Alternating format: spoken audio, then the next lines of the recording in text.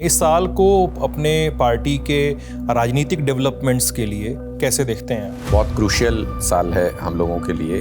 Next target BJP ने बिल्कुल clear किया बीजेपी हेडक्वार्टर से कि बंगाल हो गया, अब पंजाब की बारी। बीजेपी की जो स्क्रिप्ट है, अगर वो ये मानते हैं कि उसके हिसाब से वो पंजाब को हथिया लेंगे, तो मुझे लगता है कि वहाँ उनका मिसकैलकुलेशन है। इन दिनों अरविंद केजरीवाल की मसरूफियत क्या रहती है? पूरी पार्टी जो उनके विचार, उनकी सोच के इर्द गिर्द उनकी लीडरशिप में चलती है। क्या अरविंद केजरीवाल ने जब उस दिन वो कोर्ट में सबमिशन दे रहे थे जस्टिस स्वर्णकांता के सामने, क्या इसको बेटर तरीके से नहीं डील कर सकते थे? जस्टिस स्वर्णकांता जी के केस में पूरे देश ने इस बात को देखा, लेकिन सिस्टम कुछ ऐसा है कि उसको मानने को तैयार नहीं है। वो जाती हैं आरएसएस के प्रोग्राम्स में, उनके फ्रंटर ऑर्गेनाइजेशन में कॉन्टिन्यूसली। उन्होंने मना नहीं किया अपने जजमेंट में, 1 घंटे का जजमेंट उन्होंने पढ़ा, उसमें कहीं डिनाई नहीं किया कि वो नहीं जाती। राघव चड्ढा समेत 7 सांसद भारतीय जनता पार्टी में चले जाते हैं। पार्टी का जो अंदरूनी इंटेलिजेंस था, पूरी 7 लोगों की टीम को वहां पाने में आम आदमी पार्टी से कहाँ गड़बड़ी हो गई? किसी के चेहरे पे नहीं लिखा होता है कि उसका चरित्र क्या है। आपके पार्टी के 2 बड़े फाउंडिंग लीडर अरविंद केजरीवाल नई दिल्ली हारते हैं और मनीष सिसोदिया जंगपुरा हार जाते हैं। जिस तरह से अरविंद केजरीवाल जी और पूरी लीडरशिप को जेल में डाला गया, वो सबने देखा। एडिटोरियल के टॉप के 3-4 लोगों को जेल में डाल दिया जाए, तो क्या उसी तरीके से चैनल की फंक्शनिंग चलती रहेगी? ललन टॉप में हमारी कोशिश ही यही है कि हम 3 लोग 4 लोग जो जेल चले जाएं, तब भी ललन टॉप उसी रॉ में और उसी तबीयत से चलता रहे सर। तो ये कोशिश है। वो कोशिश आपके यहाँ क्यों नहीं है? आप मुझे इजाजत दीजिए 5 लाख वोट बनारस में काटने की, मोदी जी अगला चुनाव जीत के दिखा दें। इसको आप चुनाव जीतना कहते हैं? तो देखिए, इसमें हमारी तैयारी नहीं थी, इसमें चुनाव आयोग की और बीजेपी की तैयारी। आज चुनाव करा लीजिए दिल्ली के अंदर, जो बीजेपी का हश्र होगा। गली गली में लोग ये कह रहे हैं कि इन्होंने धोखाधड़ी से सरकार तो बना ली, इनसे चल नहीं रही है। कहाँ लॉ एंड ऑर्डर की समस्या फंसी पड़ी है कि पार्टी अपने नेताओं का ही बचाव नहीं कर पा रही है? मोहाली में पंजाब पुलिस के इंटेलिजेंस हेडक्वार्टर पे 9 मई 2022 आपकी सरकार बनने के 4 महीने बाद आरपीजी अटैक होता है। अक्टूबर 2025 में एंटी टैंक लॉन्चर रिकवर होता है अमृतसर में। ये जो आरपीजी अटैक होते हैं, क्या ये आरपीजी मेड इन इंडिया है? क्या ये भारत में बनते हैं या ये पाकिस्तान से भारत में लाए जाते हैं? तो पाकिस्तान से देश में ये ना आए, ये जिम्मेदारी किसकी है? ये तो अमित शाह जी की जिम्मेदारी है। नमस्ते, मेरा नाम सिद्धांत है। ललन टॉप के पॉलिटिकल इंटरव्यूज़ की इस कड़ी में आज हम बात करेंगे आम आदमी पार्टी पर।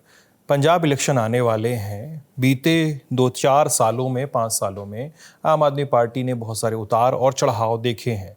उन पर बात करने के लिए आज हमारे मेहमान हैं आम आदमी पार्टी के नेशनल मीडिया इंचार्ज अनुराग ढांडा। कैसे हैं? बिल्कुल बढ़िया। साल 2026 चल रहा है और मई का महीना है। हम इस पे ही बातचीत शुरुआत करते हैं। इस साल को अपने पार्टी के राजनीतिक डेवलपमेंट्स के लिए कैसे देखते हैं आप? देखिए, बहुत क्रूशियल साल है हम लोगों के लिए, क्योंकि जिस तरीके से आप पूरे देश में देख रहे हैं जो इस वक्त इलेक्शन का माहौल है, और आप तो अभी बंगाल का इलेक्शन कवर करके भी लौटे हैं, जिस तरीके से सेंट्रल गवर्नमेंट इस बात पे आमादा है कि चाहे सेंट्रल एजेंसीज़ का इस्तेमाल करें, चुनाव आयोग का इस्तेमाल करें, man power, muscle power, money power, कुछ भी इस्तेमाल करें, जिस राज्य पे नज़र पड़े वो उनको जीतना है, ये उन्होंने ठान लिया है बाय हुक और क्रुक। उस लिहाज से अगर देखें और पंजाब के नेचर को और आम आदमी पार्टी को अगर देखें, तो हमारा भी नेचर लड़ने का है। नेक्स्ट टारगेट बीजेपी ने बिल्कुल क्लियर किया बीजेपी हेडक्वार्टर से कि बंगाल हो गया, अब पंजाब की बारी है। तो हम उस चीज़ के लिए बिल्कुल गियर्ड अप हैं, हम उस चीज़ के लिए बिल्कुल तैयार हैं। पंजाब में सिर्फ एक चीज़ अलग है कि पंजाब लड़ाकू कौम है, और इस तरीके से दबाना या एजेंसियों का सहारा लेके, या बीजेपी की जो स्क्रिप्ट है, अगर वो ये मानते हैं कि उसके हिसाब से वो पंजाब को हथिया लेंगे, तो मुझे लगता है कि वहाँ उनका मिसकैलकुलेशन है। और हम इस लिहाज से तैयारी कर रहे हैं कि जो हमने काम किया है वो सही तरीके से लोगों तक पहुँचा सकें। पंजाब के लोगों को कम से कम ये बता सकें कि आप पिछली 40 साल की सरकारों को कंपेयर करके देखिएगा 4 साल की सरकार के साथ, जो भगवंत मान ने पंजाब के अंदर उन्होंने करके दिखाया है, वो शायद पिछली किसी गवर्नमेंट ने नहीं किया। और राजनीति में यही होता है, अगर आप फेयर तरीके से प्ले कर रहे हैं तो आपको यही करना होता है कि अपनी बातें लोगों तक पहुंचाएं, जाके उनको हर चीज़ बताएं। डिसीजन पब्लिक को करना है। और इन दिनों अरविंद केजरीवाल की मसरूफियत क्या रहती है? देखिए, मुझे लगता है कि अरविंद केजरीवाल जी का जो रोल है आम आदमी पार्टी में, वो एक एंकर का रोल है। उनको पूरी पार्टी जो उनके विचार, उनकी सोच के इर्द गिर्द उनकी लीडरशिप में चलती है। उनको आज के दिन में गुजरात में जिस स्पीड से आम आदमी पार्टी ग्रो कर रही है ग्रास रूट लेवल पे, उसको पूरा प्लानिंग उसका वहाँ की लीडरशिप के साथ सामंजस्य बना के कॉन्टिन्यूसली वहाँ जाते भी हैं अरविंद केजरीवाल जी, हफ्ते 2 हफ्ते में एक बार ज़रूर गुजरात जाना होता है। उसके साथ साथ गोवा में पार्टी चूँकि तैयारी कर रही है और अगले साल जो चुनाव आ रहे हैं शुरुआत में, उसमें पंजाब, उत्तर प्रदेश, गोवा ये एक साथ चुनाव आ रहे हैं, जिन तीनों स्टेट्स के अंदर हम पूरी ताकत से पूरी जान लगा के लड़ रहे हैं। साथ में उत्तराखंड का भी चुनाव आ रहा है, वहाँ भी पार्टी तैयारी कर रही है। और फिर उसके बाद आएगा गुजरात और हिमाचल प्रदेश, जहाँ पे भी पार्टी तैयारी कर रही है। तो अगला साल हमारे लिए बहुत बिल्कुल पावर पैक जिसको कहते हैं उस तरीके का साल है। हमको पूरी ताकत के साथ, पूरी एनर्जी के साथ उसमें लगना है। उसी की पूरी प्लानिंग में, लीडरशिप के साथ डिस्कशन करके पार्टी के आगे की लाइन डिसाइड करने में, इसमें ज़्यादातर समय अरविंद केजरीवाल जी का आज के दिन में जा रहा है। आप ये कह सकते हैं कि जो पूरा थिंक टैंक है आम आदमी पार्टी का, उसको लीड कर रहे हैं अरविंद केजरीवाल जी आज के दिन में, और ग्राउंड पर भगवंत मान जी उस लड़ाई को लड़ रहे हैं। अभी थोड़ा फ्री भी होंगे क्योंकि केस में बरी हुए हैं वो जो। देखिए, मुझे लगता है कि फ्री होना तो आम आदमी पार्टी में हमारे नसीब में कभी नहीं होता है। एक लड़ाई जो उधर से खत्म हुई कि उस केस में बरी हुए एक जो दाग लगाने की कोशिश की भारतीय जनता पार्टी ने, उससे काफ़ी कुछ राहत अगर उससे मिली, तो साथ ही साथ आप देखेंगे कि दूसरा फ्रंट खुल गया, जहाँ पे कि उनको ये प्रूव करना पड़ रहा है, ये बताना पड़ रहा है कि जुडिशरी सिस्टम के अंदर भी अगर आपको फेयर तरीके से अगर आप कहीं पे जाते हैं इंसाफ मांगने के लिए, तो उसमें कितनी दिक्कतें आती हैं, उसमें किस तरीके के चैलेंजेस आते हैं। और मैं स्वर्णकांता वाला एपिसोड बता बिल्कुल, मेरा सीधा सीधा रेफरेंस वही है कि जस्टिस स्वर्णकांता जी के केस में पूरे देश ने इस बात को देखा, लेकिन सिस्टम कुछ ऐसा है कि उसको मानने को तैयार नहीं है कि जस्टिस स्वर्णकांता जी ने दो बातें जो हमने कही उनसे इनकार नहीं किया। जस्टिस स्वर्णकांता जी ने कहा कि हमने कहा कि भाई वो जाती हैं आरएसएस के प्रोग्राम्स में, उनके फ्रंटर ऑर्गेनाइजेशन में कॉन्टिन्यूसली। उन्होंने मना नहीं किया अपने जजमेंट में, 1 घंटे का जजमेंट उन्होंने पढ़ा, उसमें कहीं डिनाई नहीं किया कि वो नहीं जाती हैं। फिर हमने कहा कि उनके बच्चों को सेंट्रल गवर्नमेंट के पैनल पे हैं और केस तुषार मेहता जी के थ्रू मिलते हैं, इससे भी मना नहीं किया उन्होंने, इसको भी माना। लेकिन ये दोनों बातें मानते हुए उन्होंने कहा कि नहीं, केस मैं ही सुनूंगी, मैं रिक्यूज नहीं करूंगी। तो ये एक तरीके से ऐसी स्थिति हो गई कि आप मान तो रहे कि कॉन्फ्लिक्ट ऑफ इंटरेस्ट है, लेकिन आप फिर भी उस केस को सुनना चाहते हैं। तो यहां जाके आदमी फिर बहुत ज़्यादा कंफ्यूज हो जाता है इस चीज़ में कि ये क्या है, ये क्यों हो रहा है। ये सारे सवालों का सामना भी हमको करना पड़ रहा है। तो कई सारे फ्रंट हमेशा खुले रहते हैं आम आदमी पार्टी के सामने, और जो भी संघर्ष का रास्ता चुनता है उसके सामने ये हमेशा ही दिक्कत आती है। चाहे आप इतिहास में किसी को उठा के देख लीजिए, हमेशा ये दिक्कत आएगी। अगर आप संघर्ष का रास्ता चुनोगे तो आपको कई फ्रंट्स पे फाइट करनी पड़ेगी, और वो कर रहे हैं आज के दिन। अनुराग जी, आप कह रहे हैं जस्टिस स्वर्णकांता ले केस की बात कर रहे हैं, अरविंद केजरीवाल जी का जो कोर्ट में सबमिशन था, जो डिबेट थी, वो हम सब लोगों ने देखा ही है।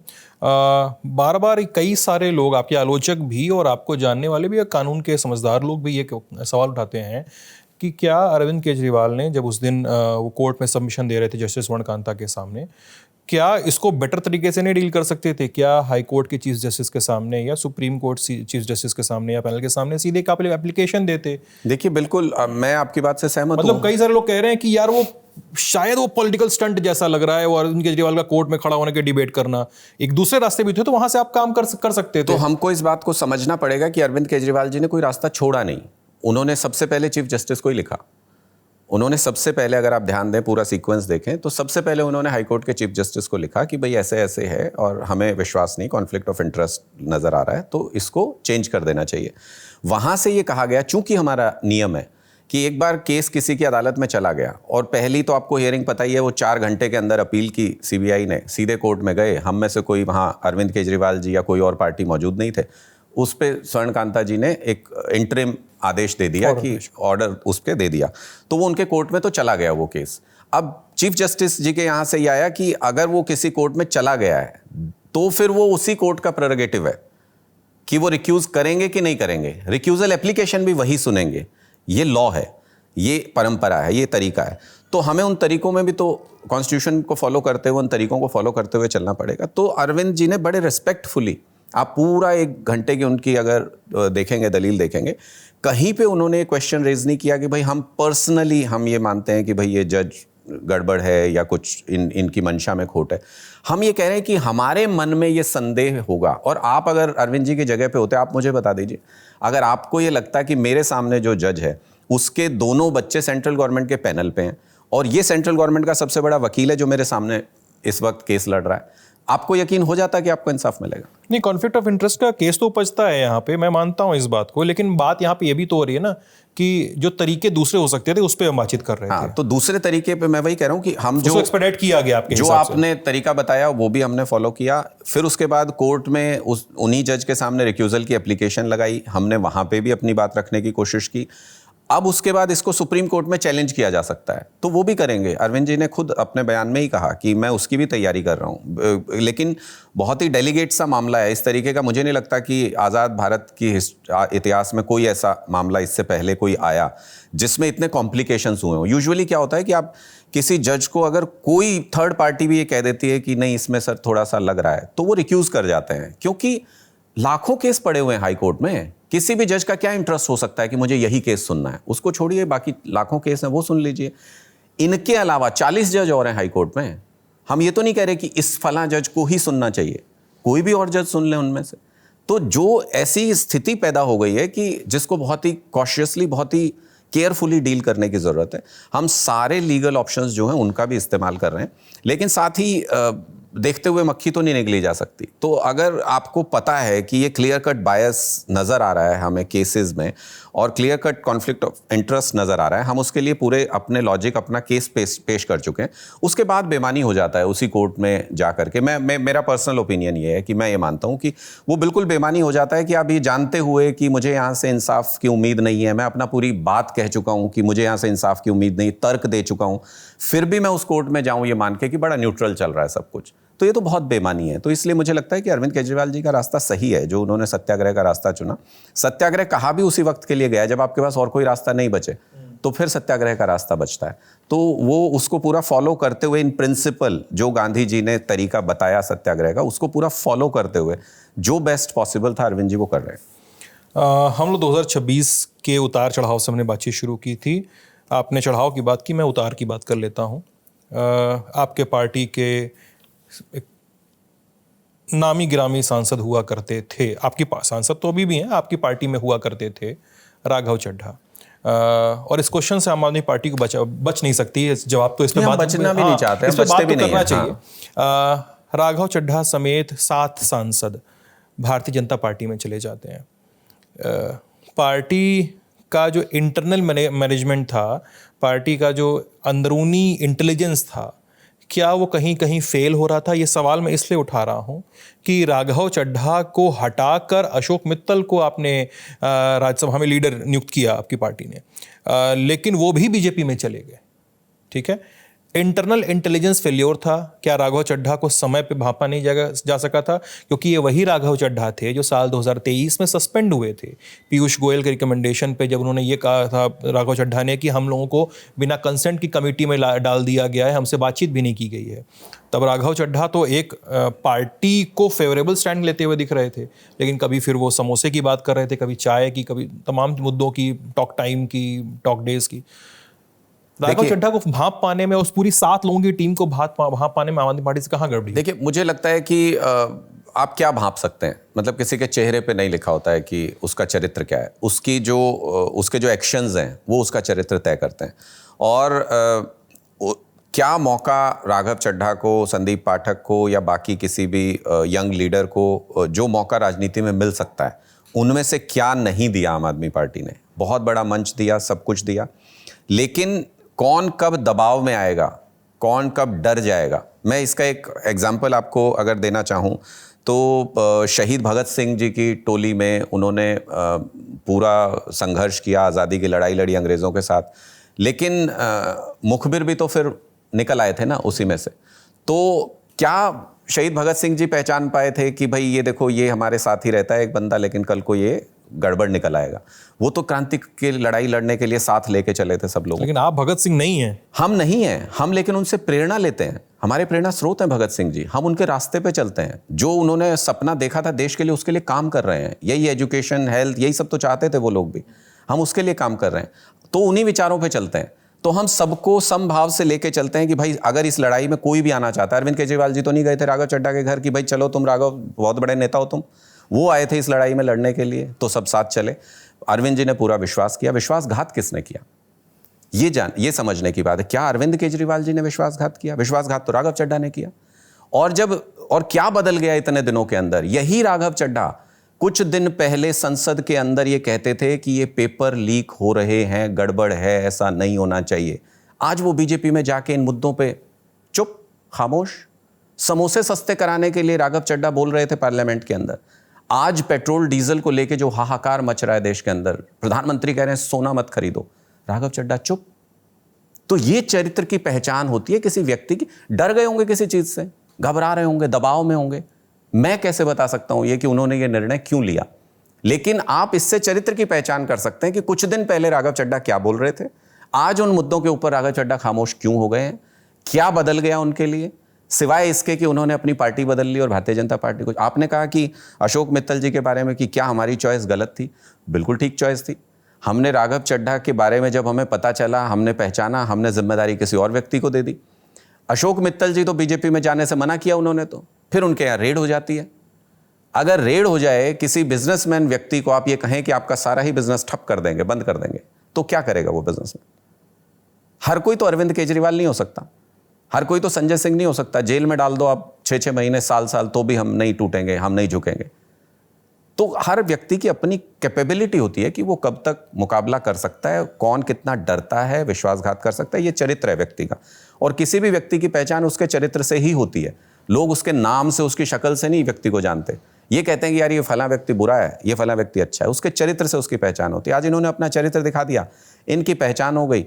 वो राघव चड्ढा जो जिनकी तूती बोलती थी उस वक्त आम आदमी पार्टी के नेता जब होते थे, आज वो किस कतार में खड़े हैं, आज वो किन मुद्दों के ऊपर बोल पाते हैं, किन पे नहीं बोल पाते हैं, लोग उनको कितना लाइक कर रहे हैं, आप खुद ही देख लीजिए। आप सोशल मीडिया प्लेटफॉर्म पे उनके देख लीजिए, उनकी पॉपुलैरिटी किस लेवल पे गिर रही है, किस तरीके से लोग उनके सोशल मीडिया प्लेटफॉर्म को छोड़ रहे हैं, आप उसी से जज कर लीजिए। तो मुझे लगता है कि ये उनके सोचने की बात है कि उन्होंने ये विश्वासघात क्यों किया, उन्होंने अपना इस तरीके का चरित्र क्यों दिखाया। और मुझे लगता है कि सबसे बड़ी बात इसमें, अगर कॉन्स्टिट्यूशनल दायरे में आए तो आज के दिन में स्थिति क्या है आप देखिएगा। बीजेपी के 2 विधायक हैं पंजाब के अंदर, और विधायक चुनते हैं राज्यसभा सांसद। लेकिन देखिए कि क्या किस तरीके की विडंबना है कि 2 विधायकों वाली पार्टी के पास 6 राज्यसभा सांसद हैं पंजाब के अंदर। क्या ये कॉन्स्टिट्यूशनल है? संदीप पाठक जी ने वहाँ जाने के बाद, बीजेपी में जाने के बाद, मैं एक दिन सुन रहा था, वो कह रहे थे मैं सिद्धांतों की और धर्म की राजनीति करने वाला व्यक्ति हूँ। क्या उनका धर्म, उनके सिद्धांत ये कहते हैं कि आम आदमी पार्टी के विधायकों का वोट लेके राज्यसभा में गए और आज बिना इस्तीफा दिए बीजेपी में चले गए? क्या ये धर्म है? क्या ये सिद्धांत है?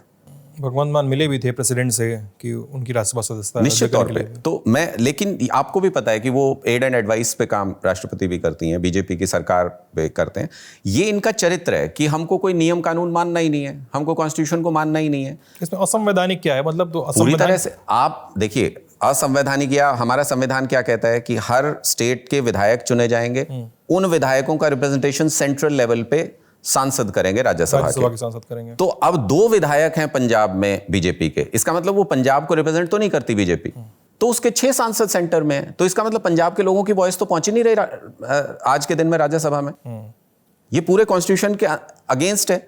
फिर आप लिटरल सेंस में भी अगर लेंगे तो ऐसे सुप्रीम कोर्ट के डिसीजंस आ चुके हैं कि डिफेक्शन, वो जो कह रहे हैं 2/3 चले गए, मर्ज हो गए, वो सिर्फ राज्यसभा में, सिर्फ लोकसभा में, सिर्फ एक विधानसभा में नहीं हो सकता। पूरी पार्टी का 2/3 मर्जर जरूरी है, तभी वो वैलिड होता है। लेकिन ठीक है, आप एक प्रोसीजरल डिले जितना चाहे कर सकते हैं। 3 महीने अभी स्पीकर साहब के पास हैं, वो ले लेंगे, फिर हम कोर्ट में जाएंगे, फिर कोर्ट में ये मामला चलेगा। लेकिन ये सब प्रक्रिया तो लंबी चलेगी। जो सीधे सीधे दिखने वाली चीज़ है वो लोगों को दिख रही है कि भाई पंजाब में 2 MLA वाली पार्टी कैसे पंजाब की वॉइस हो सकती है राज्यसभा के अंदर, जो बाकी जिस पार्टी के 94 विधायक हैं उसकी वॉइस है नहीं आज के दिन में राज्यसभा के अंदर। तो सीधे सीधे कॉन्स्टिट्यूशनल नहीं है ये साफ तौर पे स्ट्रक्चर के अगेंस्ट है। अच्छा, आप जैसे बता रहे हैं, क्या इन 7 सांसदों में से किसी एक से भी आपकी बात हुई जब ये आपकी पार्टी की बातचीत हुई, जब ये बीजेपी में स्विच कर गए उसके बाद? अशोक मित्तल जो आपकी पार्टी के गुड लिस्ट में शामिल थे, किसी से बातचीत हुई? देखिए, अगर मैं आज बात करना भी चाहूंगा इनमें से, तो इनमें से कौन सा है और वो किस मुंह से बात करेंगे? आप मुझे बताइए, क्या बात करेंगे इनसे?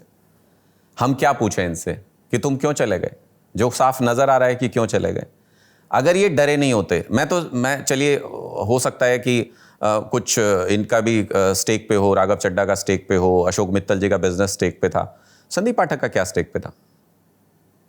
वो तो अपने आप को कहते हैं कि मैं तो बहुत सिंपल साधारण सा व्यक्ति हूँ, कोई बड़े बिजनेस नहीं है, कोई इस तरीके का कारोबार नहीं है, कोई उनकी पब्लिक लाइफ इस तरीके की नहीं है कि जिसको बहुत ज़्यादा थ्रेट हो गया हो किसी एजेंसी से। उनका क्या स्टेक पे था? तो ये तो सरासर चरित्र है। उन्होंने माना कि हाँ मैं गद्दारी कर सकता हूँ, कर ली उन्होंने। इसके लिए आप किस को पकड़ के उनको कहेंगे कि झांको अपने गिरेबान में, झांको? क्यों? वो आए पार्टी में, पार्टी ने उनको बहुत ऊंचा स्थान दिया। आज उनको भी पता चल जाएगा कि क्या वो पार्टी की वजह से थे कि पार्टी उनकी वजह से थी। अभी आगे जो भी प्रक्रिया चुनाव चलेंगे आपको पता चल जाएगा कि उनकी क्या हैसियत पार्टी में थी, या लोगों ने उनको लाइक पार्टी की वजह से किया था या उनके दम पे किया था, अभी पता चल जाएगा। राघव की बात हो रही है, तो राघव समोसे वमोसे का सवाल अप्रैल में तो पूछ नहीं रहे थे। वो बहुत लंबे समय से समोसा टॉक टाइम जैसे सवाल पूछते आ रहे थे, वीडियो बनाते थे वो। ये तो मानेंगे ना कि पार्टी से एक्शन लेने में देर हुई है राघव चड्ढा को लेके, राघव चड्ढा को भांप पाने में और राघव चड्ढा के खिलाफ एक्शन लेने में। अगर आपका एक्शन सही है तो देखिए, मैं इसको किस तरीके से देखता हूं कि, और अगर आप पीछे भी इतिहास उठा के देखेंगे तो हमने कभी किसी को और भी सांसद ले लीजिए, स्वाति मालीवाल का केस है, और भी कोई केस ले लीजिए, तो हमने कभी किसी को इस तरीके से पाबंदियों में बांधा नहीं कि किसी को चाबुक से चलाने का प्रयास नहीं किया, क्योंकि ये एक आंदोलन की तरह एक पार्टी पैदा हुई थी और सब लोग अपनी मंशा से इसके साथ जुड़े थे। जिसका मन करे, आप किसी को जबरदस्ती ये थोड़ी कह सकते हैं कि आओ यहाँ हवन में बैठो, इसके अंदर अपना आहुति दो। जिसका मन करे, एक हवन चल रहा है उसमें सब लोग आए, उन्होंने अपनी आहुति दी, योगदान दिया। किसी को नहीं आना था नहीं आया, किसी को उठ के जाना था वो चला गया। इन सब चीज़ों के अंदर आप फोर्सफुली किसी को ये क्यों कराओगे कि नहीं तुम्हें ऐसे ही बैठना है, नहीं तुम्हें ऐसे ही उठना है? ये तो अपने मन से हम लोग कर रहे हैं। अगर मैं आज अपना प्रोफेशन छोड़ के अगर मैं पॉलिटिक्स में हूँ, अपने मन से हूँ। कोई अरविंद जी थोड़ी गए थे मुझे ये न्योता देने के लिए कि नहीं नहीं आप आइए इधर, मैं आपको ये दे दूंगा, ऐसा कोई कमिटमेंट थोड़ी था। तो मुझे लगता है कि ये बहुत हद तक इस पर निर्भर करता है, और ये हमारा एक काम करने का तरीका भी रहा है कि हम चाबुक नहीं चलाते हैं। हम अपनी वो क्या ही लेके जाएंगे हमसे, पार्टी थोड़ी ले जाएंगे, पार्टी की विचारधारा थोड़ी ले जाएंगे। तो इसलिए अगर किसी को लगता है कि अब उसका समय नहीं है यहाँ काम करने का, या उसको कहीं और बेहतर विकल्प नज़र आता है, या उसको लगता है कि मुझे कुछ फ़ायदा हो जाएगा दूसरी जगह जाके, उसको उसका निर्णय मुबारक। आपने स्वाति मालीवाल का नाम लिया। क्या स्वाति मालीवाल का जो पूरा एपिसोड था, विभव कुमार वाला एपिसोड जो था, क्या वो बेटर तरीके से डील किया जा सकता था पार्टी द्वारा? देखिए, स्वाति मालीवाल, वो केस अभी भी सब जुडिस है, वो बहुत सारी चीज़ों उसमें चल ही रही हैं, लेकिन स्वाति मालीवाल लगातार फोटोज़ पोस्ट कर रही हैं कि विभव कुमार देखिए अरविंद केजरीवाल के साथ ट्रैवल कर रहे हैं। पार्टी ने अपनी जिम्मेदारी समझते हुए इस पर शुरुआती एक्शन क्यों नहीं लिया था? क्योंकि अल्टीमेटली तो एक महिला आरोप लगा रही है ना, महिला सांसद है, भले उसके पॉलिटिकल वेस्टेड इंटरेस्ट जो भी हो। देखिए, मुझे लगता है कि वैसे तो सब जुडिस है मामला, तो उस इवेंट पे बहुत ज़्यादा, उस टाइम पे बहुत ज़्यादा नहीं बोलना चाहिए, लेकिन फिर भी मुझे लगता है कि ऐसा तो नहीं है कि स्वाति मालीवाल भी काफ़ी सालों से काम कर रही थी और यही सब लोग यहीं पे इसी पार्टी के अंदर ही सब लोग काम कर रहे थे। तो ऐसा तो नहीं है कि वो किसी से कोई बात कर नहीं सकती थी या किसी से कोई बात कह नहीं सकती थी और उसके ऊपर कोई निर्णय नहीं होता, ऐसा तो संभव नहीं है।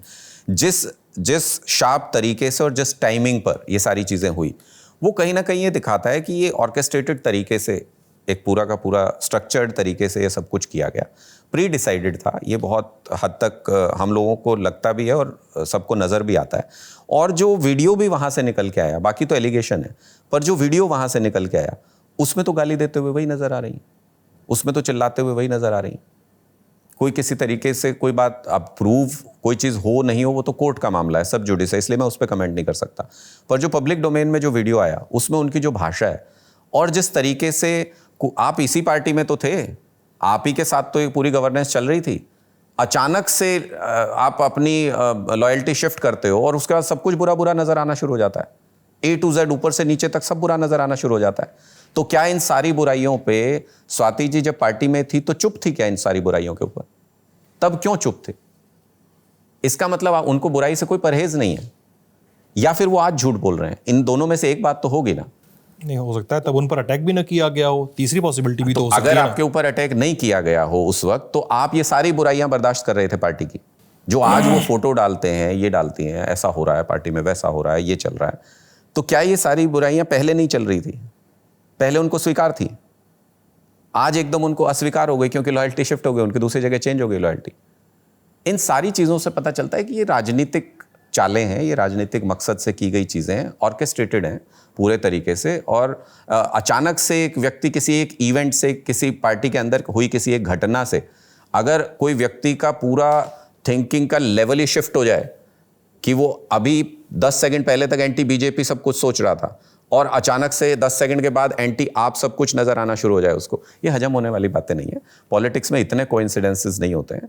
पॉलिटिक्स में बहुत क्लियर कट स्क्रिप्ट नजर आ रही है कि किस तरीके से वो काम कर रही हैं। बीजेपी में किसके इशारे पे काम करते हैं वो भी हम सबको पता है। लेकिन मुझे लगता है कि उन सब चीज़ों में जाना क्यों है? उनका अपना एक रास्ता है, उन्होंने अपना रास्ता चुन लिया, तो लोगों को तय करने दीजिए।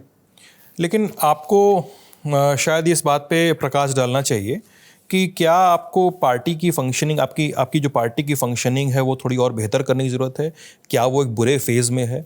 मैं ये सवाल इस भरोसे के साथ कह रहा हूँ क्योंकि पिछले 2-4 चुनावों में आपकी पार्टी का परफॉर्मेंस आपके भी एक्सपेक्टेशन से बड़ा ख़राब होगा। आप दिल्ली का विधानसभा लीजिए, दिल्ली के विधानसभा चुनाव में 22 सीटें आपके पास आती हैं। आपके पार्टी के 2 बड़े फाउंडिंग लीडर अरविंद केजरीवाल नई दिल्ली हारते हैं और मनीष सिसोदिया जंगपुरा हार जाते हैं। पटपड़गंज छोड़कर वो जंगपुरा गए थे। 2 फाउंडिंग लीडर अपना ही चुनाव हार जाते हैं। पार्टी का जो होता है सो होता ही है। चीफ मिनिस्टर फेस जो थे अरविंद केजरीवाल, वो अपना चुनाव हारते हैं। 2-4 बड़े नाम जीत के आते हैं, आतिशी जीतती हैं कालका जी से। आप 2024 का लोकसभा चुनाव लीजिए, 22 में आप पंजाब में सरकार बनाते हैं, लेकिन पंजाब ने आपको एक मिड टर्म लिटमस टेस्ट दिया कि आपके केवल 3 लोकसभा सांसद चुन के आते हैं पंजाब से। हाँ, आप 13-14 पे ही लड़े ही थे, लेकिन आपका परफॉर्मेंस कहा जाता है कि यार ये बहुत up to the mark performance नहीं गया है। और अब जो पार्टी के बारे में नैरेटिव बनता हुआ दिख रहा है, महिलाओं, स्वाति मालीवाल का एपिसोड ले लीजिए, महिलाओं का स्विच ले लीजिए, जो कहा जा रहा है कि शायद बीजेपी उनको उतारेगी। पंजाब में अरविंद केजरीवाल के और आम आदमी पार्टी के खिलाफ कैंपेन में जो कि बीजेपी के मेंबर हैं वो, तो हो सकता है बीजेपी इस तरह से कॉल ले ले। तो क्या पार्टी की फंक्शनिंग गड़बड़ हुई बीच में? देखिए, मुझे लगता है कि आपने दोनों तीनों चुनाव का जिक्र किया, तो मैं थोड़ा थोड़ा दोनों के बारे में बता दूं। लोकसभा चुनाव की जहां तक बात है, लोकसभा चुनाव के समय में जिस तरह से अरविंद केजरीवाल जी और पूरी लीडरशिप को जेल में डाला गया, वो सबने देखा। अगर आपके पार्टी के या फॉर दैट मैटर एक एग्जांपल के तौर पे आपके एडिटोरियल के टॉप के 3-4 लोगों को जेल में डाल दिया जाए, तो क्या उसी तरीके से चैनल की फंक्शनिंग चलती रहेगी? सर, लल्लन टॉप तो इतना नहीं सर, इसमें मैं कमेंट कर दूं जरा सा, आपने पूछ ही लिया है तो लल्लन टॉप में हमारी कोशिश ही यही है कि हम 3 लोग 4 लोग जो जेल चले जाएं, तब भी लल्लन टॉप उसी रॉ में और उसी तबीयत से चलता रहे सर। तो ये कोशिश है, मतलब, पर लेकिन मैं फिर भी ये कह रहा हूँ, वो कोशिश आपके यहाँ क्यों नहीं है? वो हमारे यहाँ भी है। मैं फिर भी आपसे ये कह रहा हूँ कि अगर वो नहीं, आप टॉप लीडरशिप रहेंगे, तब पता चलेगा कि एक्चुअल परफॉर्मेंस क्या होता है। ये तो अभी आपका प्लान है, आपकी कोशिश है। मैं ये कह रहा हूँ कि हमारे टॉप के 5 लीडर्स को, जो डिसीजन मेकिंग बॉडी होती है एक तरीके से, उस पूरी बॉडी को उठा के जेल में डाल दिया गया। उसके बावजूद भी पार्टी टूटी नहीं, उसके बावजूद भी हम चुनाव लड़े। ये हमारी उसी तैयारी का हिस्सा है जिसका आप जिक्र कर रहे हैं कि भाई हमारी कोशिश है, वो हमारी भी कोशिश थी। उसके बाद आ जाते हैं कि हम लोकसभा सीटें कितने जीते। पहले 1 सीट थी हमारी, 3 हो गई। तो हम पहले के परफॉर्मेंस से तो इंप्रूव ही किया, किसी भी स्थिति में, बुरे से बुरी स्थिति में भी हमने पहले के परफॉर्मेंस से इंप्रूव किया। उसके बाद आ जाते हैं कि दिल्ली के चुनाव में हमारी टॉप लीडरशिप हारी। तो देखिए, सिर्फ अरविंद केजरीवाल नहीं हारे। आज देश के अंदर अगर आप देखेंगे, ममता बनर्जी अपना चुनाव हारती हैं, स्टालिन अपना चुनाव हारते हैं अपनी सीट पे, अरविंद केजरीवाल अपना चुनाव हारते हैं। ये पूरे जिस तरीके से प्लानिंग के साथ किया जाता है, मैं उसका जिक्र करना चाहता हूँ। प्लानिंग के साथ किया जाता है। और मैं नंबर्स में बात करूंगा।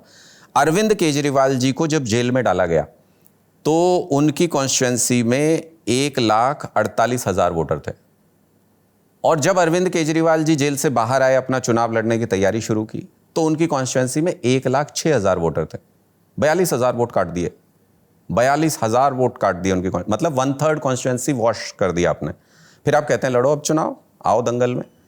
इसी तरीके से स्टालिन जी की कॉन्स्टिट्यूएंसी में, और वो कितने वोट से चुनाव हारे अरविंद केजरीवाल जी? 3,3800 वोट से चुनाव हारे। फिर आते हैं स्टालिन जी पे, 1 लाख से ज्यादा वोट उनकी कॉन्स्टिट्यूएंसी के काट दिए। वो कितने वोट से चुनाव हारे?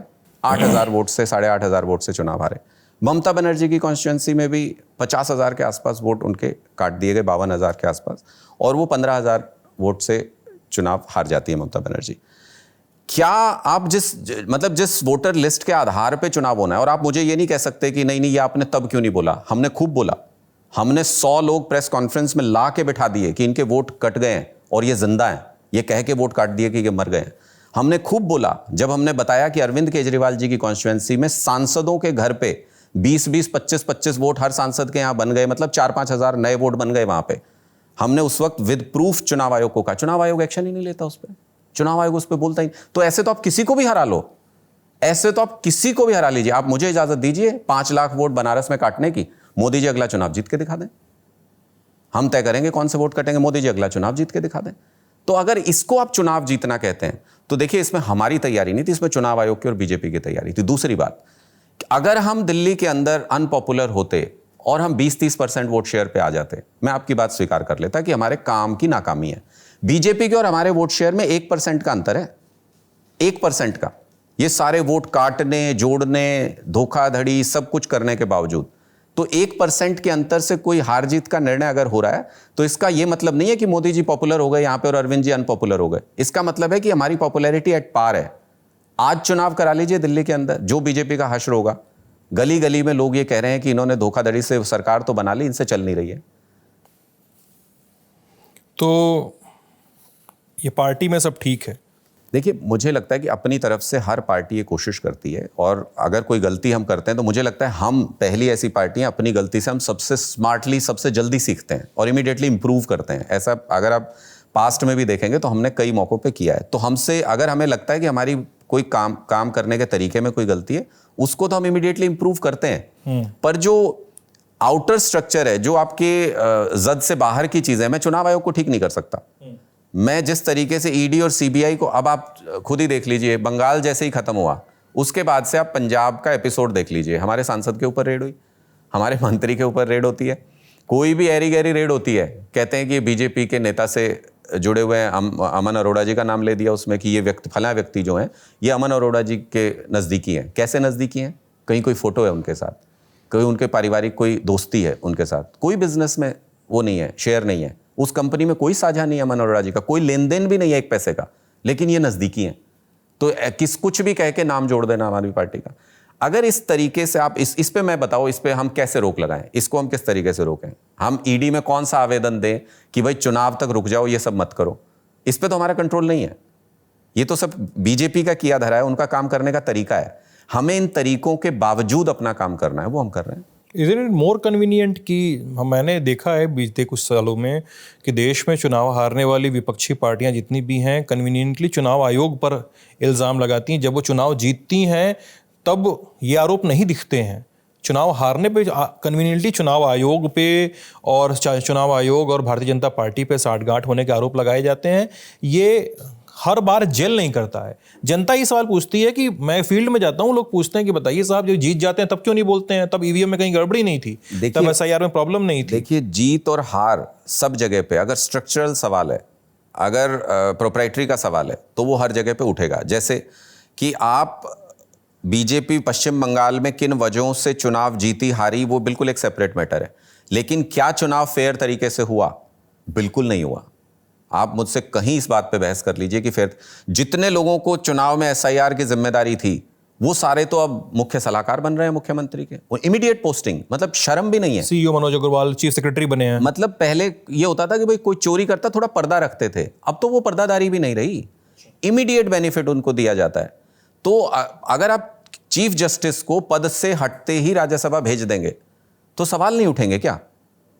अगर आप चुनाव का जिनके कंधों पे सबसे बड़ी जिम्मेदारी है उनको इमीडिएट बेनिफिट दे देंगे, गवर्नमेंट में पोजीशन दे देंगे, सवाल नहीं उठेंगे। और अगर हम चुनाव आयोग के पास जा रहे हैं एक जेन्युइन कंसर्न लेके, दिल्ली का तो मैं एग्जांपल दे सकता हूं, लिखित में दिए हैं सारे, और उसके बावजूद चुनाव आयोग कह दे कि हाँ ठीक है बाद में देखेंगे, अभी कुछ नहीं, तो सवाल नहीं उठेंगे क्या?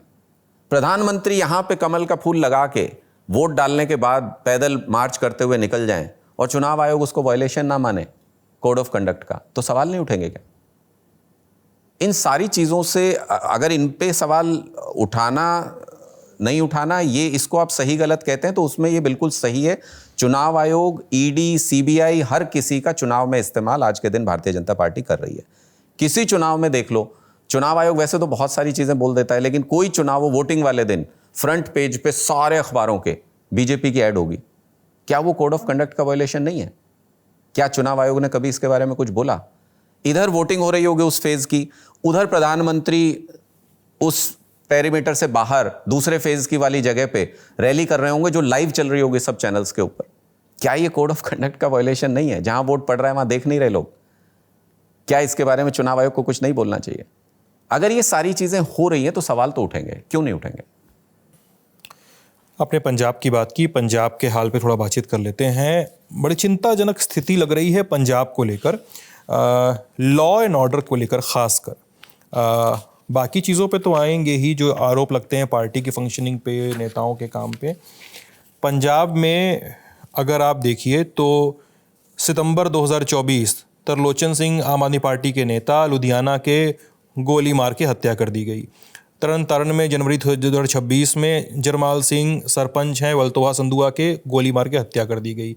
जनवरी 2026 में ही बलविंदर सिंह सतरकार होशियारपुर के नेता, आम आदमी पार्टी के स्थानीय नेता, उनकी गोली मार के हत्या कर दी गई। फरवरी 2026 सतविंदर पाल सिंह, लकी ओबराय उनका नाम है, उनकी भी गोली मारकर हत्या कर दी गई, जलंधर में आम आदमी पार्टी के नेता। और हरबरिंदर सिंह फरवरी 2026 में ही सरपंच थे, आम आदमी पार्टी के नेता भी थे, उनकी गोली मारकर हत्या कर दी गई। ये मैं पिछले 1.5-2 साल के एग्जाम्पल बता रहा हूँ। कहाँ लॉ एंड ऑर्डर की समस्या फंसी पड़ी है कि पार्टी अपने नेताओं का ही बचाव नहीं कर पा रही है? देखिए, क्या आपको पता है कि लॉ एंड ऑर्डर पे एक सेंट्रल रिपोर्ट जो आती है एनसीआरबी की, क्या आपको पता है कि उसमें पंजाब किस लेवल पे आता है? बताइए सर, बताइए। कहाँ पर है पंजाब लॉ एंड ऑर्डर में पूरे देश में दूसरे नंबर पे आता है, पूरे देश में।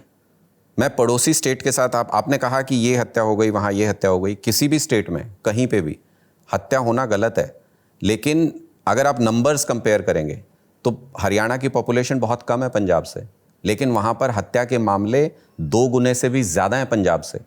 क्या हमने कभी वहाँ के लॉ एंड ऑर्डर के बारे में बात की? यूपी, हरियाणा, दिल्ली, कहीं भी बीजेपी गवर्नड स्टेट को उठा के देख लीजिए, पंजाब की पुलिसिंग इनसे 100 गुना बेटर है। हम सेकंड नंबर पे आते हैं, हमसे ऊपर बीजेपी गवर्नड कोई भी स्टेट नहीं है।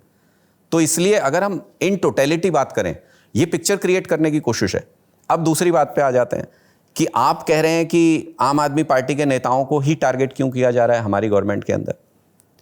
जब मैं ये कह रहा हूं कि आम आदमी पार्टी की सरकार के अधीन चलने वाली पुलिस अपने ही नेताओं को ही नहीं बचा पा रही है। मैं बता रहा हूं वो क्यों हो रहा है, मैं वो भी बता रहा हूं। जब हम क्रैकडाउन कर रहे हैं पंजाब में ड्रग्स के पूरे माफिया के ऊपर, जब हम आज तक की हिस्ट्री में सबसे ज्यादा ड्रग माफिया की गिरफ्तारी अगर किसी सरकार ने की है तो आम आदमी पार्टी की सरकार ने की है। सबसे ज्यादा ड्रग पेडलर अगर आज के दिन जेल में है तो आम आदमी पार्टी की सरकार में।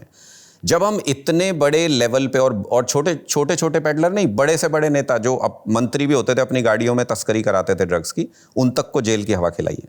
जब हम इतने बड़े पैमाने पे एक नेक्सस के ऊपर हमला करेंगे तो उनकी तरफ से ये रिटेलिएशन है, पंजाब को डिस्टर्ब करने की कोशिश है कि ये ड्रग्स के ऊपर जो पंजाब पुलिस काम कर रही है उसको किस तरीके से डाउन किया जा सके, डिग्रेड किया जा सके। इसलिए हमारे नेता, हमारे वॉलंटियर्स इस नशे के विरुद्ध जो वहां पे युद्ध चल रहा है उसका हिस्सा है, तो इसलिए उनको टारगेट किया जाता है। कोई नशा तस्करों के बारे में इंफॉर्मेशन देता है, उसको टारगेट किया जाता है। तो इसलिए हमारे नेताओं के ऊपर निश्चित तौर पे कुछ अटैक्स पिछले दिनों में हुए हैं, लेकिन एक भी केस आप मुझे अगर आज इस प्रोग्राम में चलते हुए ये बता दें जो कि 1 हफ्ते के अंदर सॉल्व ना हुआ हो पंजाब के अंदर, बड़े से बड़ा केस। अभी रेलवे ट्रैक के ऊपर पीछे कुछ घटना करने की कोशिश की गई थी, 48 घंटे के अंदर क्रैक किया उस केस को, सारे लोगों को अरेस्ट कर लिया। कोई भी हत्या की घटना, कोई भी इस तरीके की घटना 24 से 48 घंटे के अंदर पुलिस ने या तो उनको गिरफ्तार किया या वो मुठभेड़ के अंदर मारे गए। तो ऐसी स्थिति में लॉ एंड ऑर्डर में पुलिस का काम होता है कि ये डर बनाए रखना कोई भी जुर्म करने वाले व्यक्ति के कि अगली बार तुम करोगे तो पकड़े जाओगे, और वो डर होता है कि आपका सक्सेस रेट कितना है, कि आपने कितने केसेस सॉल्व किए। पंजाब में कोई अनसॉल्व्ड केस नहीं रहता है क्राइम के बारे में, ये मैं गारंटी के साथ कह सकता हूं। वहां की प्रोफेशनल पुलिस, और इसलिए शायद हम एनसीआरबी के डेटा में, वो तो केंद्र सरकार का डेटा है, अगर कुछ भी गड़बड़ होती तो वो हमें सबसे निचले पायदान पे डाल देते। उस डेटा के अंदर हम सेकंड नंबर पे आते हैं। पंजाब की जो पुलिस है, जो लॉ एंड ऑर्डर की स्थिति है, वो सेकंड नंबर पे आती है, और पड़ोस का हरियाणा बीजेपी गवर्नड स्टेट है, वो आखिरी नंबर पे आता है। मतलब मोस्ट अनसिक्योर्ड प्लेस आम पब्लिक के लिए अगर कोई पूरे देश में है तो वो रेटिंग में वो सबसे लास्ट नंबर पे हरियाणा आता है, जो कि बीजेपी रूल्ड है। दिल्ली के अंदर आप देख लो, दिल्ली के अंदर रोज हत्याएं हो रही हैं, रोज इस तरीके की घटनाएं हो रही हैं, रोज बॉम्ब थ्रेट होते हैं स्कूलों के अंदर। यहां का लॉ एंड ऑर्डर किसके पास है? यहां तो अमित शाह जी डायरेक्टली देख रहे हैं लॉ एंड ऑर्डर। सर, आप एनसीआरबी के डेटा की बात कर रहे हैं, लेकिन आपके नेताओं, आम आदमी पार्टी के नेताओं पर अटैक ही एक पैमाना नहीं है सर। देश के अन्य राज्यों के मुकाबले बीते कुछ सालों में पंजाब में इस तरह की निम्नलिखित घटनाएं कुछ बढ़ी हैं। जैसे मोहाली में पंजाब पुलिस के इंटेलिजेंस हेडक्वार्टर पे 9 मई 2022, आपकी सरकार बनने के 4 महीने बाद आरपीजी अटैक होता है। एक थाने पे, तरन पे भी आरपीजी अटैक होता है दिसंबर 2022 में। Qila Lal Singh police station RPG attack Batala में अप्रैल 2025 में किया जाता है। अक्टूबर 2025 में एंटी टैंक लॉन्चर रिकवर होता है अमृतसर में। ये आरपीजी अटैक्स का लिस्ट किल है। एक लिस्ट किल है ग्रेनेड्स का, ब्लास्ट का, आईईडी का, जिसमें आप अमृतसर में, गुरदासपुर में, फिर से अमृतसर में लिकर ट्रेडर हाउस पे, गुमताला पुलिस चौकी पे, फतेहगढ़ चुरिया बाईपास पुलिस चौकी पे, गुरदासपुर में, चंडीगढ़ में, चंडीगढ़ चाहिए आप ये भी कह सकते हैं कि यूटी है, लेकिन फिर भी चलते चलते बात कर ही लेंगे। जालंधर में बीएसएफ हेडक्वार्टर के बाहर ब्लास्ट हो जाता है 5 मई 2026 को। अमृतसर में कैंटोनमेंट एरिया के पास अटैक हो जाता है। मान लीजिए आपके नेता मुखबिरी कर दे रहे थे और बता दे रहे थे कि भाई ड्रग्स चला रहा है इसलिए निशाना पे बनाया गया। आरपीजी वाले किसको निशाना बना रहे हैं सर? कहाँ? मैं बिल्कुल आपकी बात से इत्तेफाक रखते हुए ये पूछना चाहता हूं कि ये जो आरपीजी अटैक होते हैं, क्या ये आरपीजी मेड इन इंडिया है? क्या ये भारत में बनते हैं या ये पाकिस्तान से भारत में लाए जाते हैं? अगर ये पाकिस्तान से भारत में आते हैं, जिस पे कि मुझे लगता है आप भी सहमत होंगे, मैं भी सहमत हूँ कि भारत में तो नहीं बनते हैं, अभी तक इनका मैन्युफैक्चरिंग नहीं है, बाहर से ही आते हैं ये। अगर ये बात सही है कि ये पाकिस्तान से लाए जाते हैं, तो पाकिस्तान से देश में ये ना आए, ये जिम्मेदारी किसकी है? ये तो अमित शाह जी की जिम्मेदारी है। वो भी आप हमारे ऊपर थोपना चाहते हैं। अगर इनमें से एक भी केस सॉल्व नहीं हुआ हो, अगर ये एक्शन करने वाले कल्प्रिट पकड़े नहीं गए हों, एक भी केस में, सिंगल केस, 10 केस आपने पढ़े हैं, अगर ना पकड़े गए हों, तो हम जिम्मेदार हैं, हम अपनी जिम्मेदारी कबूल कर लेंगे। लेकिन ये आरपीजी से अटैक हो रहा है, आईईडी से अटैक हो रहा है। अभी जालंधर वाला जो था, आईईडी से अटैक हुआ था। आईईडी तो देश में नहीं बनता, आईईडी तो पाकिस्तान से आता है। 50 किलोमीटर का बॉर्डर का जो एरिया है, वो तो अमित शाह जी की देखरेख में है, सीधे सीधे बीएसएफ की देखरेख में, अमित शाह जी की देखरेख में, होम मिनिस्ट्री में आता है, होम मिनिस्ट्री में आता है। अगर आप पुलिस की किसी चीज के लिए मान साहब को और हमें दोषी ठहरा रहे हैं, तो उसी तरीके से जो बॉर्डर कंट्रोल अगर वहां से कुछ आता है तो उसके लिए अमित शाह जी सीधे सीधे जिम्मेदार है। मैं कह रहा हूं गृह मंत्रालय तो ये अमित शाह जी ये कब बताएंगे कि ये क्यों आ रहा है? ना तो वो घुसपैठ रोक पा रहे, वहां पे कह रहे थे घुसपैठी ममता जी जिम्मेदार हैं, यहां कह रहे हैं आरपीजी मान साहब जिम्मेदार हैं। कैसे जिम्मेदार हैं भाई? तुम नहीं रोक पा रहे, तुम भी तो मदद करो।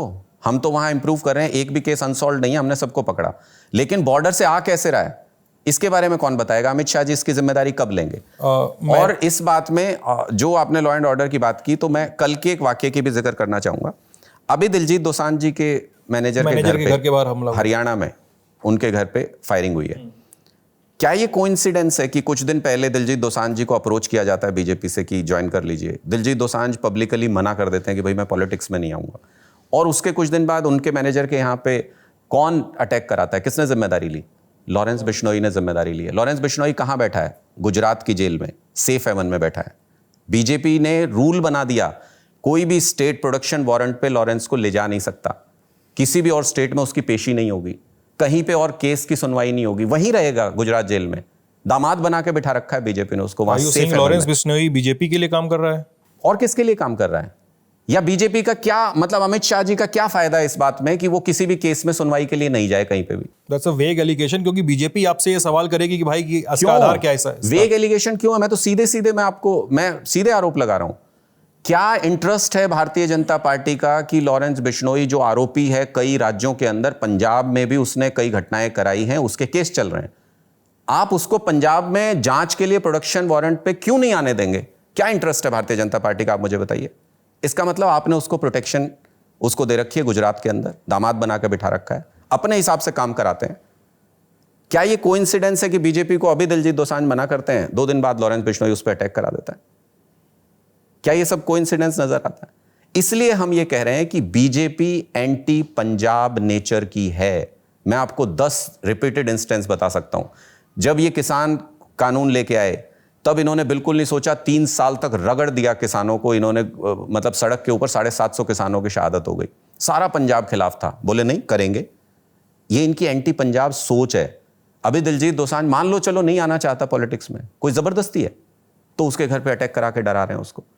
जितने पंजाब के बिजनेस में नामी लोग हैं, चाहे अशोक मित्तल जो बीजेपी में चले गए वो हों, चाहे संजीव अरोड़ा जिन्होंने जाने से मना कर दिया वो हों, उनके यहाँ ईडी की रेड करा रहे हैं कि तुम्हारे बिजनेस खत्म कर देंगे।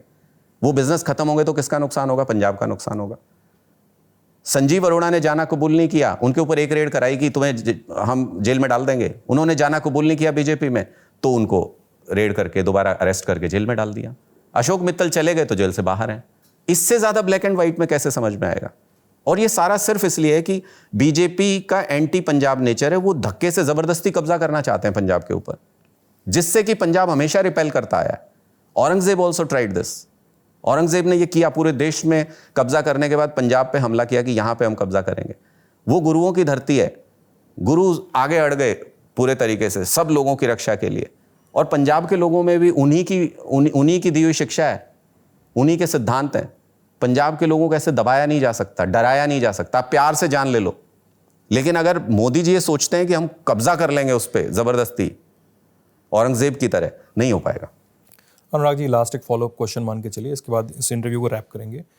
आपने जब हमारी बात हो रही थी कि जब सीमा पार से एक्सप्लोजिव्स आ रहे हैं, एम्यूनिशंस आ रहे हैं, आरपीजी के अटैक्स की बात हो रही थी, मैंने बीएसएफ कहा। बीएसएफ के कुछ अधिकारियों से मेरी बातचीत होती है इनफिल को लेके और स्मगलिंग को लेके। वो ये कहते हैं कि साहब होती है, कोशिश की जाती है पाकिस्तान की ओर से, हम कोशिश कर रहे हैं लगातार कि रोकें, और हम लगाए पड़े हैं अपनी जान, इसलिए हम कई बार स्मगलिंग रोक भी देते हैं। हम एकदम नहीं रोकेंगे तो पता नहीं क्या हो जाएगा।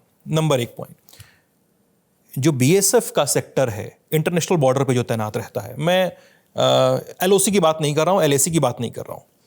बीएसएफ जम्मू में भी तैनात है, पंजाब में भी है, बीएसएफ राजस्थान में भी है, और मरीन पेट्रोल गुजरात वाले, कच्छ वाले बॉर्डर पे भी रहता ही है। घटनाएं सिर्फ पंजाब में हो रही हैं, ऐसा क्यों है? क्या इंटेलिजेंस, क्या पंजाब का होम डिपार्टमेंट इतना कमज़ोर है? आरपीजी चली आई कहीं से भी, जरूरी नहीं कि वो पंजाब से ही आई हो सकता है वो कहीं से भी आ सकती है। हमारे बगल में म्यांमार भी बड़ा वोलेटाइल स्टेट में पड़ा हुआ है, म्यांमार से भी स्मगल होते हैं हथियार। मैंने नॉर्थ ईस्ट में इंसर्जेंसी कवर की है, कहीं से भी आई हो। इंटेलिजेंस क्या इतना कमज़ोर है पंजाब में कि वो घटनाएं इतनी आसानी से हो जा रही हैं? मतलब दिन दहाड़े अटैक हो रहा है, दिन दहाड़े आईडी फोड़ दी जा रही है। आईडी असेंबल करने में इतना समय लगता है एक व्यक्ति को, आईडी इतनी सोफिस्टिकेटेड चीज़ होती है, असेंबल करने में बड़ा समय लगता है उसको। ये दिल्ली में लाल किले के बाहर बॉम्ब ब्लास्ट हो गया था, इंटेलिजेंस फेलियर था, मानता हूं मैं। तो क्या पंजाब में जो हुआ वो इंटेलिजेंस फेलियर नहीं था आपका? मैं 1 मिनट उसी पे आ रहा हूं। मैं वही बताना चाह रहा हूं कि ऐसा नहीं है कि घटना तो कहीं भी हो सकती है, उसके बाद क्या एक्शन लिया जाता है वो पुलिसिंग का काम है। उससे पहले कैसे उसको रोका जा सकता है वो भी पुलिसिंग का काम है। मैं ये कह रहा हूं कि इन दोनों में फर्क क्या है। एक कि पंजाब, जम्मू कश्मीर, आपने गुजरात का एग्जाम्पल लिया, पंजाब का सारा बॉर्डर प्लेन में है, उसको सिक्योर करना रिलेटिवली ईजी है। पूरा प्लेन में है, सारा का सारे पे वायर्ड है, पूरा का पूरा बॉर्डर। कहीं पे ऐसी जगह नहीं है कि वेग हो जहां आया जाया जा सकता है। तो इसका मतलब कि वहां पे अगर उसको हम सिक्योर करना चाहें वो कंपैरेटिवली इजी है, उसको किया जा सकता है। दूसरी बात कि पंजाब ही ऐसी जगह है जहां बीजेपी की गवर्नमेंट नहीं है, बाकी सब जगह पे बीजेपी रूल्ड है। वो जम्मू कश्मीर भी सेंट्रली रूल्ड है, वहाँ एलजी चलाते हैं, गुजरात भी बीजेपी रूल्ड है। तो अब मैं ये समझना चाहता हूँ कि अगर ये घटनाएं देश ही में करनी है पाकिस्तान को, तो ये गुजरात में क्यों नहीं होती, ये जम्मू कश्मीर में क्यों नहीं होती, ये पंजाब में क्यों हो रही है? ये मेरा काउंटर क्वेश्चन है। क्या सिर्फ इसलिए कि बाकी सारे स्टेट बीजेपी रूल्ड हैं और पंजाब में बीजेपी रूल्ड गवर्नमेंट नहीं है, क्या सिर्फ इसलिए अमित शाह जी की कोई जिम्मेदारी नहीं, बॉर्डर पे कुछ नहीं रोकेंगे भाई, चलो आने दो? या फिर जो मोदी जी कहते हैं स्टेज पे चढ़ के कि ये धुरंधर मूवी विपक्ष वाले मान नहीं रहे, बहुत अच्छी मूवी है, वो एंडोर्स कर रहे थे इस बात को कि उधर आईएसआई में भी इनके प्लांट हैं, उधर टेररिस्ट ऑर्गेनाइजेशन के अंदर भी इनके एसेट्स बैठे हुए हैं, या फिर उन एसेट्स का इस्तेमाल करके डिस्टेबलाइज करने की कोशिश की जा रही है जो एंटी बीजेपी स्टेट हैं। बीजेपी तो ये भी कहेगी जहां पे हमारी सरकार नहीं है वहां पे इंटेलिजेंस देखिए इतना पुअर है। मैं भी यही कहना चाहता हूं। तो उस इंटेलिजेंस में अगर वो सारी जिम्मेदारी हमारी होती तो हम इसी क्वेश्चन पे आते, फिर मैं मानता, फिर मैं इसका जवाब देता। लेकिन जो आ रहा है सामान वो उस तरफ से आ रहा है। क्या आपके बीएसएफ के सोर्सेज ये कहते हैं कि पूरी तरह से कॉर्डन ऑफ कर दिया है, नहीं आता है उधर से सामान? क्या ये कहते हैं? मैंने बताया तो आपको, बोलते हैं कि हम लोग हम लोग 100% रोकने की कोशिश नहीं कर रोकने की कोशिश करते हैं, लेकिन फिर भी उसमें सीपेज होता है। That's what I am saying कि और मैंने ये भी कहा है कि केवल पाकिस्तान से नहीं और दूसरे भी फ्रंट से आता है हमारे यहाँ। अब मैं वो भी बताता हूँ। आपने जहां तक पूछा कि पुलिस और इंटेलिजेंस क्या करती है, तो अगर आप रिकवरी देखेंगे जो पाकिस्तान से आया पंजाब में और हमने पकड़ा, अगर आप ड्रग्स की, हथियारों की रिकवरी देखेंगे, 4 टाइम्स इंक्रीज हुई है हमारे टाइम में। 4 टाइम्स, पहले की सरकारों के कंपैरिजन में 4 गुना। आप इसको वेरीफाई कीजिएगा जो भी मैं कह रहा हूं। अगर आप ये देखेंगे, ड्रोन से जो आते हैं ड्रग्स वगैरह या हथियार लेके इधर आया जाता है, हमने एंटी ड्रोन सिस्टम अपनी कॉस्ट पे, स्टेट गवर्नमेंट, जबकि ये सेंटर का काम है, हमारा काम नहीं है बॉर्डर सिक्योर करना, हमने अपनी कॉस्ट पे 3 एंटी ड्रोन सिस्टम लेके बीएसएफ के साथ डिप्लॉय किए हुए हैं वहाँ पे कि ड्रोन्स को रोका जा सके, और उनसे सैकड़ों ड्रोन्स को हमने गिराया भी है। हम तो एफर्ट कर रहे हैं स्टेट गवर्नमेंट होने के नाते। मैं ये पूछ रहा हूँ कि क्या सेंट्रल गवर्नमेंट की रिस्पॉन्सिबिलिटी नहीं? आपका काम सिर्फ इतना है कि कोई घटना हो जाए और फिर उसके बाद आपको कि देखो देखो यहाँ लॉ एंड ऑर्डर की सिचुएशन है। क्या बॉर्डर पर उसको रोकना आपका काम नहीं है? क्या पंजाब, मैं एक सिंपल सा एग्जाम्पल आप ले लीजिए कि कितनी इनकी एंटी पंजाब सोच है बीजेपी की। अभी बाढ़ आई थी वहाँ पिछले साल, इतनी बुरी हालत हो गई थी वहाँ पे, इतनी ज़मीन जो है पानी में डूब गई थी। मोदी जी जाके वहाँ पे पहले तो ये कह के आए, पंजाबियों के साथ उन्होंने मजाक किया, भद्दा मजाक किया कि 1600 करोड़ रुपए हम देंगे आपको, जबकि 16,000 करोड़ का नुकसान हुआ था। और फिर उसके बाद 1600 करोड़ भी नहीं दिए, 1600 करोड़ भी नहीं दिए। अफगानिस्तान को मदद दी, पंजाब को मदद नहीं दी। इसी से पता चलता है कि ये एंटी पंजाब इनका माइंडसेट है। ये कब्जा करना चाहते हैं, पंजाब को जीतना नहीं चाहते, पंजाब के लोगों का दिल नहीं जीतना चाहते, वोट नहीं लेना चाहते, कब्जा करना चाहते हैं पंजाब पे। उस मानसिकता में ये कुछ भी करा सकते हैं। इसलिए हम कह रहे हैं कि ये कोइंसिडेंस नहीं है कि जैसे ही वेस्ट बंगाल का इलेक्शन खत्म हुआ वैसे ही यहाँ पे धमाके शुरू हो गए, वैसे ही यहाँ पे लॉ एंड ऑर्डर की सिचुएशन क्रिएट करना शुरू हो गए ये लोग। ये कोइंसिडेंस नहीं है। ये दिलजीत दोसांझ के मैनेजर के घर पे गोलियां चलना, ये कोइंसिडेंस नहीं है। ये पंजाब को डिस्टर्ब करने की एक वेल प्लान्ड बीजेपी की साजिश है, जिसके सहारे वो अपना चुनाव लड़ना। आपके विपक्षी ये भी कहते हैं कि देखिए इनके तो मुख्यमंत्री विधानसभा में शराब पी के पहुंच जा रहे हैं, भगवंत मान को लेकर आरोप लगाए जाते हैं विधानसभा में। मतलब कोई भी कहीं भी जाए, मतलब ये उसकी पर्सनल चॉइस है, लेकिन वो बोलते हैं कि भाई उस जगह क्यों जाना, विधानसभा में क्यों? देखिए, मुझे लगता है कि जब आपके पास, आप भगवंत मान को काम पे बीट नहीं कर सकते। आप ये नहीं कह सकते कि भगवंत मान ने पंजाब के किसानों के लिए कुछ नहीं किया, क्योंकि किसान जूते मारेंगे, कहेंगे कि अरे हमारे लिए तो किया है, पानी दिया है, बिजली दी है। आप ये नहीं कह सकते कि भगवंत मान ने पंजाब की महिलाओं के लिए कुछ नहीं किया। पिटाई होगी जो भी ये कहेगा, क्योंकि महिलाओं को तो 1000 रुपए, 1500 रुपए पंजाब में देना शुरू कर दिया। तो आपके पास जब ये है ना कि आप काम पे नहीं बीट कर सकते, तो आप उसके पर्सनल कैरेक्टर पे हमला करते हैं। एक कोई प्रूफ नहीं दे सकते ये लोग, एक सिंगल प्रूफ ये नहीं दे सकते। ऐसे कहने का क्या है? अगर मान लो ये पता नहीं कौन ये कह रहा था कि ये इनका मान साहब का वो कराओ, अल्कोहल टेस्ट कराओ, विधानसभा के दरवाजे बंद करिए और फौरन सबके अल्कोहल टेस्ट कराओ। मैं ये कहता हूं कि मोदी जी का, अमित शाह जी का ड्रग टेस्ट करा लो, अगले दिन मैं मान साहब को साथ लेके हम अल्कोहल टेस्ट करा लेंगे। ये कोई लॉजिक है? ये कोई लॉजिक है? अजय ऐसे ही अगर कोई तर्क देने लगे, ऐसे कहने लगे कि 23-23 घंटे मोदी जी का काम कैसे कर लेते हैं, ऐसा कोई संभव नहीं है एक ह्यूमन बीइंग के लिए। अगर यही लॉजिक लगा के कोई कह दे कि नहीं नहीं टेस्ट कराओ, ये कोई बात है? आप ये बताओ कि वो कौन सी पॉलिसी इंप्लीमेंट नहीं कर पाए पंजाब में। आप ये बताओ कौन सा काम भगवंत मान नहीं कर पाए पंजाब में, तब आपको माने। इनको पता है कि इनकी 2 सीट नहीं आएंगे अगर ये मुद्दों के ऊपर बात करेंगे तो, इसलिए ये भगवंत मान के कैरेक्टर के ऊपर टारगेट करते हैं। भगवंत मान आज के दिन में पंजाब में सारे विपक्ष के लीडर्स को मिला लीजिए, उससे ज़्यादा पॉपुलैरिटी भगवंत मान जी की है। क्यों? क्योंकि उन्होंने लोगों के लिए काम किया है। पहली बार आम घर से कोई व्यक्ति मुख्यमंत्री बना और वैसी ही बातें करता है जो आम लोगों को पसंद है, वैसे ही काम करता है जो आम लोगों को पसंद है। ये इनको पसंद नहीं है। क्या कैप्टन साहब के बारे में, इससे पहले कांग्रेस के में थे, अब बीजेपी में हैं, क्या कैप्टन साहब के खुलेआम वीडियो नहीं देखे आपने? वो तो पाकिस्तानियों के साथ, आईएसआई वालों के साथ बैठ के शराब पी रहे होते थे। तब तो नहीं किसी ने सवाल उठाया, तब तो किसी ने बात विधानसभा की हो रही थी ना, इसलिए मैंने शुरुआत में मैं कोई प्रूफ है क्या उस बात का? वही, क्योंकि उस दिन विधानसभा में बहुत इंपॉर्टेंट इशू था, क्योंकि उस दिन विधानसभा में इनको पता था कि आपकी फजीहत हो जाएगी पूरी तरह से, इसलिए वोट से भागने के लिए। उसके बाद क्या किया इन्होंने? उसके बाद वॉकआउट कर गए। क्यों? क्योंकि वोट से बचना था, आपको वहां चर्चा नहीं करनी थी। विधानसभा में चर्चा करोगे तो आपकी सारी कमजोरियां पकड़ी जाएंगी, आपकी सरकारों ने क्या क्या किया। इसलिए कोई भी एलिगेशन लगाइए, आप वहां से भाग जाइए। तो मुझे लगता है कि पंजाब पहली बार ये रोल मॉडल एस्टेब्लिश करेगा। हमने 4 साल जब हमारे पूरे हुए तो हमने, भगवंत मान जी ने पंजाब में कहा कि मैंने अपना मैनिफेस्टो पूरा इंप्लीमेंट कर दिया है। पहली बार शायद किसी गवर्नमेंट ने 1 साल पहले अपना काम करके कहा होगा मैंने अपना काम पूरा कर दिया है।